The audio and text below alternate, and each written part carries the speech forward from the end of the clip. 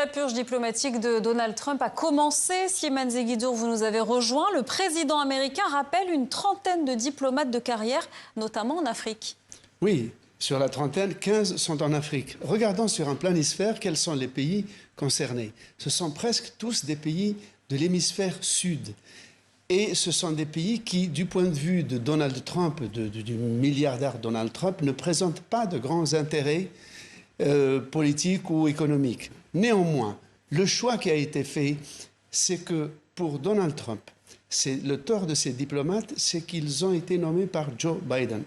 Premier point. Deuxième point, c'est que ce sont des diplomates de la vieille école.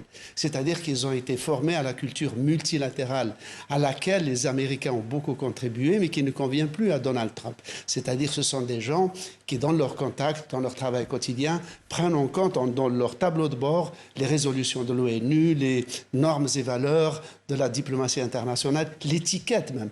Tout cela ne correspond pas à ce que veut Donald Trump, qui est un homme impatient, qui veut toujours aboutir très vite et qui préfère confier la charge d'ambassadeur à des amis, notamment son gendre. Le père de son gendre, qui malgré 14 mois de prison fait aux États-Unis, est aujourd'hui ambassadeur en France.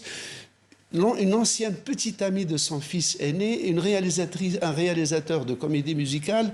Bref, des gens qui doivent aller directement par-dessus les résolutions et les traditions, discuter de gré à gré, d'homme à homme, avec les partenaires que Donald Trump aura choisis pour faire des deals bilatéraux et non pas des relations diplomatiques avec tout leur tissu humain, juridique, très complexe. Et ce rappel massif, Slimane, ça c'est inédit. Ah, totalement inédit. C'est tout simplement un ambassadeur des États-Unis sur 6 qui a été rappelé, qui est brutalement remercié et qui doit rentrer au pays.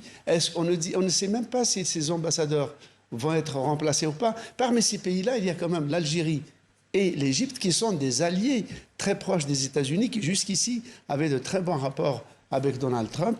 Mais on se demande s'ils ont été jugés trop lents ou pas assez efficients.